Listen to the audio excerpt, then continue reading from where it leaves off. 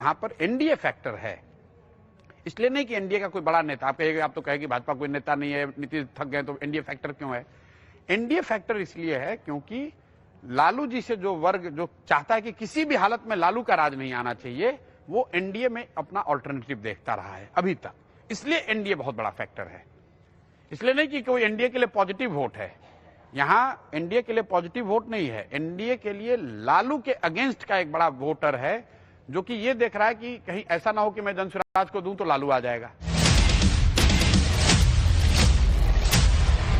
प्रशांत किशोर जी, देश में कहीं भी चुनाव होते हैं तो एक शगुफा आ जाता है, इलेक्शन कमीशन खराब है, ईवीएम खराब है। तेजस्वी जी ने कह दिया कि इलेक्शन कमीशन जो है वो कैंसर है। मैं आपसे पूछना चाहती हूं कि आप एक नई पार्टी हैं, क्या आप इस देश के जितने भी इंस्टीट्यूशंस हैं उन पर सिर्फ सवालिया निशान लगाएंगे? क्या ये आज बिगड़े हैं? क्या इनमें खामियां पहले भी थी? ये आज इतना उजागर होता है, पहले क्यों नहीं होता था? देखिए, इलेक्शन कमीशन को लेके आपने मुझे पहले भी इंटरव्यू में सवाल पूछा है। मैं उन लोगों में नहीं हूं जो कह रहा है कि बिल्कुल ही ये इन संस्थाओं की कोई विश्वसनीयता नहीं है या ईवीएम मैनिपुलेटेड है। लेकिन बंगाल चुनाव के समय भी मैंने कहा था कि इलेक्शन कमीशन प्रो इनकम्बेंट है, और ये ऐसा नहीं कि पहली बार है।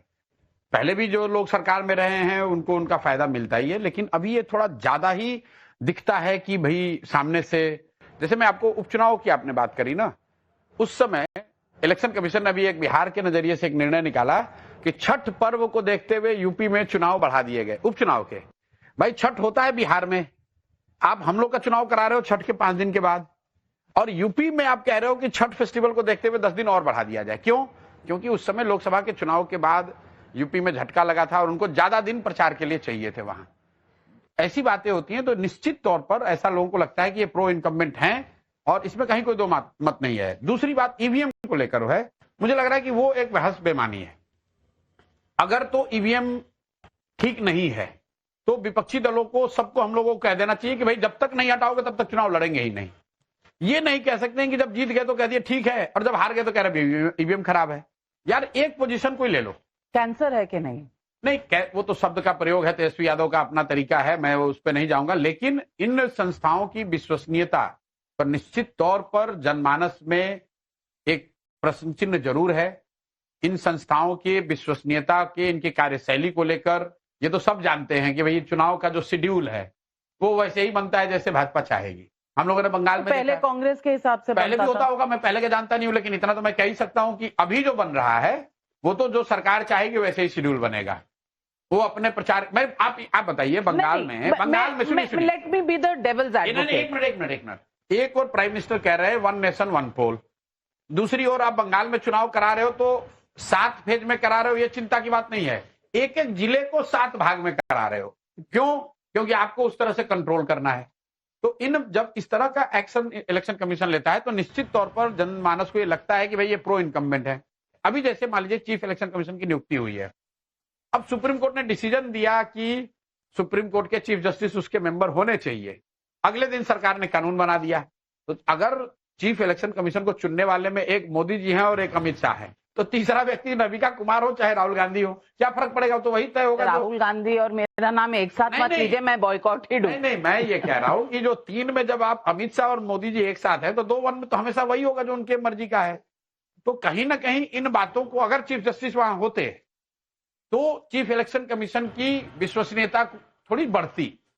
ऐसा अब वो तो मैं अब उन्होंने तो काम मैं एक और सवाल पूछती हूँ। सुनिए, हमारे देश में तो चीफ जस्टिस की निष्पक्षता पर भी सवाल उठाए गए हैं। उठेगा, इसीलिए तो उठेगा। तो फिर उनके होने या ना होने से क्या फर्क पड़ेगा? देखिए, मैं आपको बता रहा हूं, अभी तो चीफ इलेक्शन कमीशन कमिश्नर बने हैं, अभी तो उन्होंने काम नहीं शुरू किया। तो निश्चित तौर पर उनके काम पर तो लोग टिप्पणी नहीं कर रहे हैं, लेकिन जिस तरीके से उनको बनाया गया है उस पर टिप्पणी हो रही है, और वो उनकी विश्वसनीयता को थोड़ा धक्का देता है। अगर उस सिलेक्शन कमेटी में विपक्ष के नेता, चीफ जस्टिस और प्रधानमंत्री होते तो यही व्यक्ति की विश्वसनीयता थोड़ी ज्यादा होती। प्रशांत किशोर जी, यही तो कह रही हूँ, चीफ जस्टिस पर भी सवालिया निशान लगाते हैं विपक्ष के पार्टी। नहीं, देखिए क्या क्या टिप्पणियां नहीं की चंद्रचूड़ जी पे? नहीं, लोकतंत्र है तो टिप्पणी तो होगी। कोई कम से कम पहले सुप्रीम कोर्ट और नहीं, हर जगह होता है, हर जगह होता है। इंदिरा जी के जमाने में जजेस पर टिप्पणी नहीं हुई है, आज तक टिप्पणी हो रही है कि इंदिरा जी के बनाए हुए जज थे, इसलिए उन्होंने ऐसा नहीं किया। भाजपा वालों ने टिप्पणी नहीं की है उस पर। ये बात नहीं। देखिए, जजेस अगर कोई ब्लेटेंट निर्णय देंगे तो लोकतंत्र में जनता से ऊपर कोई नहीं है। जनता टिप्पणी सब पर कर सकती है ना, जज उनसे ऊपर है ना प्रधानमंत्री ना ऑपोजिशन लीडर। बात प्रक्रिया की हो रही है। प्रक्रिया अगर पारदर्शी हो और to an extent possible neutral दिखे, पारदर्शी दिखे, तो लोगों का भरोसा बढ़ेगा। मैं आपको फिर दोहरा रहा हूं, यही सीसी अगर उस कमिटी के द्वारा बनाए जाते जिसमें प्रधानमंत्री, राहुल गांधी और चीफ जस्टिस होते, तो इनकी विश्वसनीयता थोड़ी ज्यादा होती, बजाय यही चीफ जस्टिस जब ये अमित शाह जी और मोदी जी और राहुल गांधी ने बनाया, जिसमें राहुल गांधी ने अपना डिसेंट नोट दिया है। तो राहुल गांधी जी का तो डिसेंट नोट हर चीज पर होता है। नहीं, इस देश में इन्वेस्टमेंट पर भी होता है। विपक्ष के नेता हैं, अगर आप उनकी बात को भावना का कोई कदर ही नहीं करना चाहते तो फिर क्यों कमेटी बना रखी है? तो फिर आप ही बना दो। लेकिन अगर आप किसी को रखेंगे तो वो उसके मत को आपको जगजाहिर तो करना पड़ेगा कि राहुल जी सहमत है कि नहीं। अगर नहीं सहमत हैं तो डिसेंट नोट बनाए, रोक तो नहीं पाए। रोक नहीं पाए इसलिए क्योंकि आपने कमेटी ऐसी बना रखी है कि उसमें बहुमत ही आप ही की। लेकिन आप कांग्रेस को भी ज्वाइन कर सकते थे, आपने नहीं किया जी। आपको लगा था कि कांग्रेस बीजेपी की ऑल्टरनेटिव हो सकती है, आपने ज्वाइन नहीं किया, उसके कई कारण थे। आपको लगता है आज की डेट की जो कांग्रेस है वो बीजेपी की ऑल्टरनेटिव हो सकती है, या वो रीजनल पार्टीज के साथ कंपीट करके कहीं ना कहीं उनका भी नुकसान कर रही? देखिए, आज की तारीख में जो राजनीतिक परिस्थिति है उसमें निश्चित तौर पर भाजपा रूलिंग दल है और ऑपोजिशन दल कांग्रेस है। बाकी चाहे जितने भी दल हम हैं, जितना भी हम लोग प्रयास कर रहे हैं आज की तारीख में और अगले साल, 2 साल, 3 साल, तो निश्चित तौर पर कांग्रेस को ही भाजपा से सीधा मुकाबला करना है। दूसरे दल तो अपने अपने मुद्दों को, अपने विचारधारा को, अपने प्रयासों को आगे बढ़ा सकते हैं। लेकिन आज की तारीख में तो रूलिंग पार्टी भाजपा है, विपक्ष कांग्रेस, और इस सत्य को सबको स्वीकारना पड़ेगा। जब चुनाव हुए तो अभी तो formally leader of opposition Rahul Gandhi ही हैं। तो कोई भी जो दूसरा नेता है वो तो किसी दल का नेता हो सकता है, राज्य का नेता हो सकता है, रीजन का नेता हो सकता है, उसकी बड़ी ताकत हो सकती है, शायद उसमें भविष्य के लिए संभावना भी बड़ी हो सकती है। लेकिन आज की तारीख में विपक्ष की भूमिका और विपक्ष का नेतृत्व तो कांग्रेस और राहुल गांधी के पास ही है। नेतृत्व उनके पास है, लेकिन इंडिया अलायंस पिछले साल ही बना और पिछले साल के बाद इस साल दिल्ली में चुनाव हुआ, बिखर गया।